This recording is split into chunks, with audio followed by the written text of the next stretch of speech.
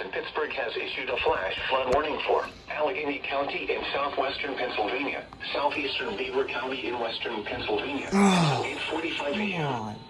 At 5:47 a.m., Doppler radar indicated thunderstorms producing heavy rain across the warned area. Additional rainfall amounts of 1 to 3 inches are possible in the warned area. Flash flooding is ongoing or expected to begin shortly. Hazard: flash flooding caused by thunderstorms. Source: radar. Impact: flash flooding of small creeks and streams, urban areas, highways, streets, and underpasses, as well as other poor drainage and low-lying areas. Some locations that will experience flash flooding include sleep at all. Penn Hills, Mount Lebanon, Thanks a lot, PBZ. Kansas Township, Monroeville, Boone Township, Franklin Park, Aliquippa, Shaler Township, Plum, Northside Pittsburgh, Township. Baldwin, Hampton Township, Scott Township, Wilkinsburg, Robinson Township, Munhall, Brentwood, and Swissvale.